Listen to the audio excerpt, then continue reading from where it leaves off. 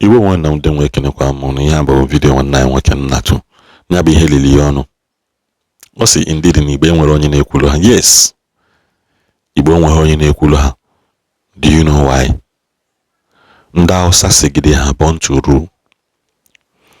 Ndị Hausa sị gị they are born to rule. Onye Yoruba bata na ọchọ ịbata na ọchịchị sị gị na nke a bụ tọọnụ ha. Kedu ihe ọzọ ndị Igbo chọọ?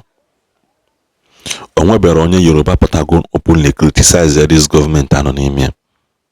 Ha dị 10 sọsọ mmadụ na-abụ nwe ike na-ekwu about this government, this bad government anọ n'ime ya. Ha dị 2. Mana ya nwa anwa abụrụ nọ nwanne anyị nwoke nọ n'ọchịchị ụdị ha nọ na-eme. Ndị Igbo ya na-akpụ ya yesterday.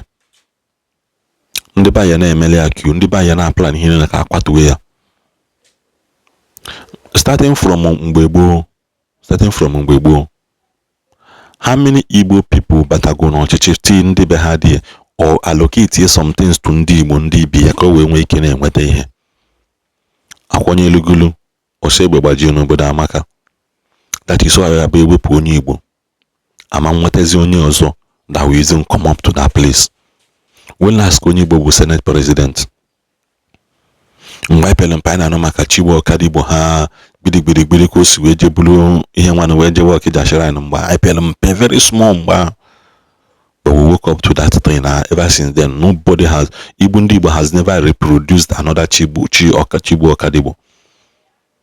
We have never reproduced somebody like that. I don't know name ihe gbirigbirigbiri. Kedu onye na-ekwulu ndị Igbo? Ndị Hausa ligolo ha chọọ ụmụ nwanne ha position cha so many places. In case onye na-apụtago na retire, another person na replace. Ndị Yoruba keta ifili bego onwe ha in so many places. Kedu ebe ndị Igbo ya ewepụta dị isi ka ọ dịla anyị mma? This illegal akwatughị mentality nọ n'ime some of us is eating us up, but we are not paying attention to it. That was why I made video mgbe m mee video. They made David Umahi aka na ntị. David Umahi, Minister of Works, onwe mgbe m mee video do ya aka na ntị si ya nwanna after rebuilding the north and the west, what plans do you have for ndị Igbo ebe isi wee pụta? Because when they finish using you to rebuild their place, it was like rebuild ebe ga-ewepụ ebe isi pụta ewepụ gị n'ọchịchị tinye onye ọzọ to continue where you stop. Sometimes anyị na-emekwa ya si chetekene home. Third Mainland Bridge Lagos I renovate gị epenti ene alụọnụ ya nke ọzọ unu na-propose kwa ego iji wee lụkwa another one. Kedu mgbolo one ka anyị alụ dị seaport na ana Igbo anyị? Minister of Works, what other project ka unu nwere na ana Igbo anyị that will empower the people, that will make easy of transportation and communication and goods moving from north to east and east to west very easier? None. Dave Umahi legally there. What other ndị Igbo one ka o megolo employ? From how he came to seal off a bridge and akwado elo that cost to hold up na Lagos State mgba for 2 days. From coast immediately ata ya mechie ya open that road. Mana ụzọ Asaba Lord Zeus na-post na-akpọ ma Dave Nwoko. That road has been like that for ages. Trailer na ada there, tipper na ada there, obele moto na ada there. Accident na-eme there. That place has claimed so many lives. Askata Federal Road, Asigino State Road, Askata, Amarozi nke bụ nke. Manebo Minister of Works.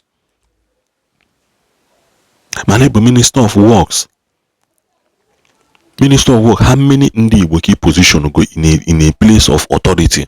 Oya bụ na enwegoro ka o si delegate. Ama okay, somebody in 4 years time, this person will grow into this place again. Okpotakwa nwanne ya. That is how ndị Hausa grow. Most of them agaro school. But they make sure they position people. The onye na-apụ onye ọzọ na-anọchi, onye na-apụ onye ọzọ na-anọchi. Si n'ebala okwu anọ nwanya, indeed Igbo enwere onye ọnụ na-ekwulu ha. Onwere onye enwe. Ihe dakpodo ndị Igbo na Nigeria na nwata onwere onye na-ekwulu ha because everybody focus on themselves and their family alone. It's so sad na anyị Igbo anyị nwere ụzọ. mana je ugwu Hausa ụzọ dị n'ugwu Hausa bụ countable ndị Hausa ka enwe ụzọ major rules mana na Igbo ha enwere ụzọ one ka edede all thanks to Abia State Governor Alex Uti onye ka na-ewenite isi na-alụ to some of the things ọ na-alụ.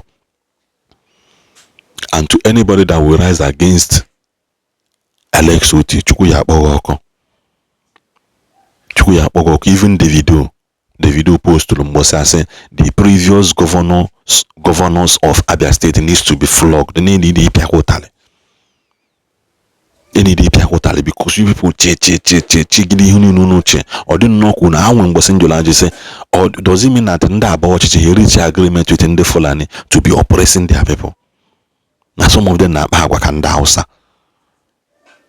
na ihe na transform Abia State to a semi-London now.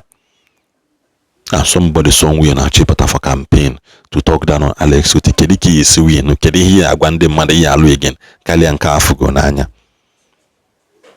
To all your plans no against Alex Uti, it will never stand, it will never work. Maka afụgo m na ihe ọma ada adị unu mma. Ihe ọma ala adị unu mma. Godin. Agbakọchana m n'ala Igbo. Agbakọchana m gbakọ ikwu onwe n'ime ya na nso n'Igbo. Agbakọrọ m ihe niile bụ Igbo. Tụlee ihe niile bụ Igbo. Gbakọ Igbo n'aka nni, gbakọ Igbo n'aka ekpe, gbakọ Igbo n'etiti, gbakọ Igbo n'iru na azụ. Nwanna o mere ọnụ na-ekwuru Igbo.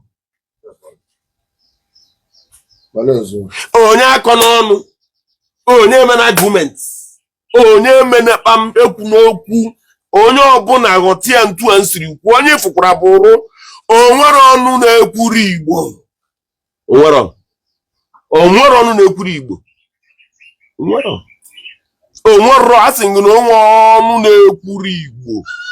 Igbo enwere ọnụ na-ekwuchitelu fan from A to Z. Ama na onwe ndị ga-ewe iwe mana o wee gị iwe chere akara nụrụ ọgụ ka nkọwara gị ka ịgba mgbe ị nwere ọnụ. Anyị bụ Igbo bụ anyị nwa bụ Igbo ka mbidogodi na azụmahịa na anyị nwa bụ Igbo mere azụmahịa ọ bụrụ a very big institution.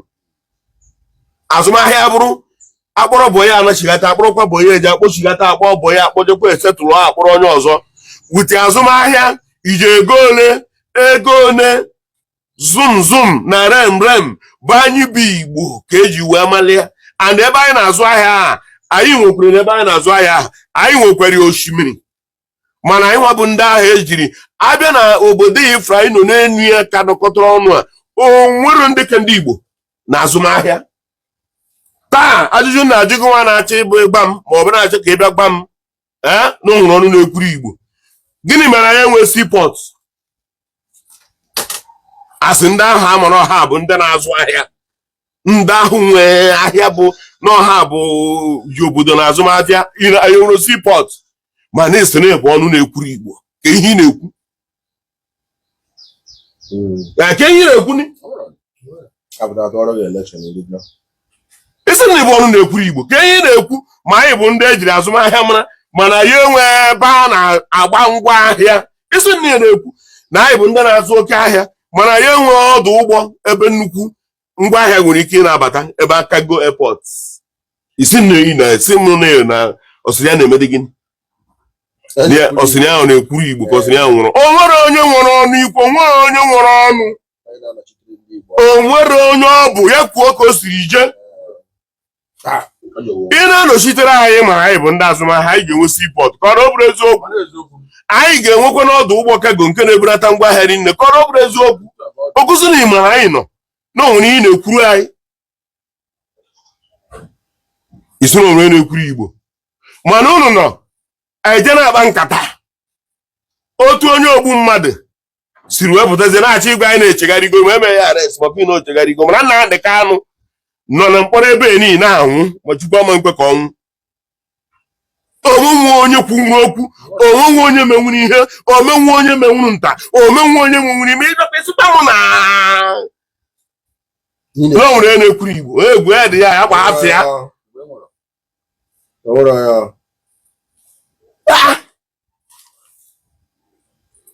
kesikwa na ị na-ekwuru Igbo gosi anyị ihe ikwutenu anyị ji wee dị iche kama ihe suspension jeela ịba na mba Lagos ọ bụrụ na ị na-eje obodo oyibo iru ebe a efu na Lagos bụ obodo oyibo Nigeria every day ana m ihe ọfọ every time ana m ihe ọfọ abịa na be anyị ebe a onye ọbụla na-agba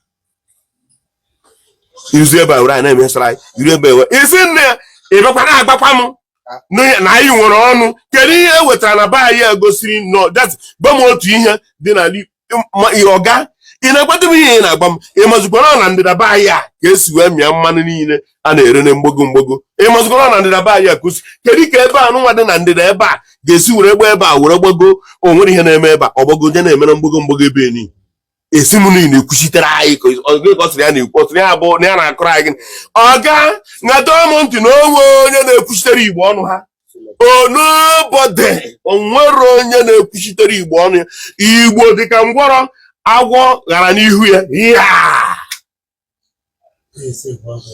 ole anya ọ bụrụ agwọ o were jụwa agwọ nke ị ghara ya n'ihu ma ya mara ihe nwere ụkwụ ọ chọdịrị ka ya gbaba agbaba ka ọ ka ya wụwa awụwa ọ mara ebe dị ya mma ya tụọ ya tụọ ya ka anyị si nụrụ onwere ebe ọbụla ịnwa anwa epulu osi oke ka anyị naanị bifo ị ga na-eme ka ị narụ ọgba aghara adịgo be anyị set by ndị Igbo akwa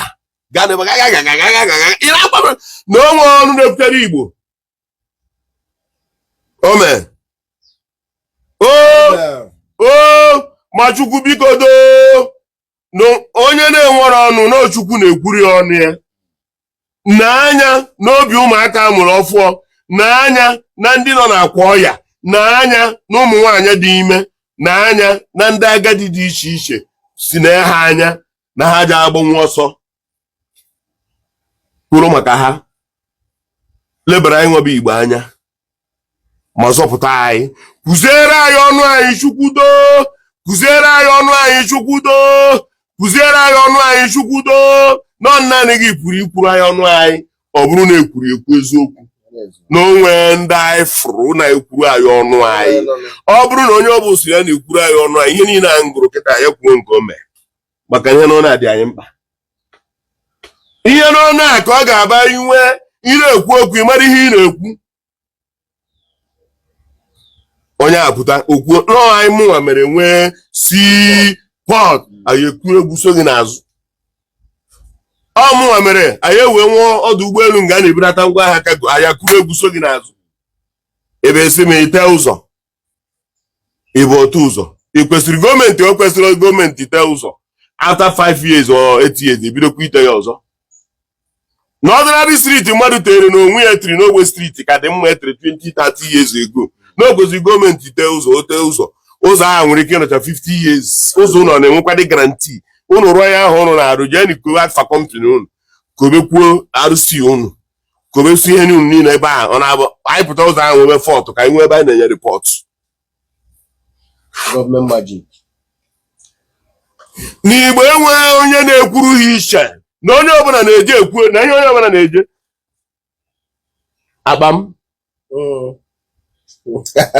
fidere m akpa ka mkpụrụ ime ụdị anyị rapụ ndị a iru ebe ahụ na-eji kpa anyị ndị ara hapụ ndị ara papa gị so na ndị ara mma gị so na ndị ara nwunye gị so na ndị ara ụmụ gị so na ndị ara agbụrụ niile so na ndị ara ahụ ị gwara anyị maka na obi gị ga-agbarịrị gị sarapụ ndị ara ahụ ya nwere ka iji wee rie ego e nyere gị wee rụọrọ anyị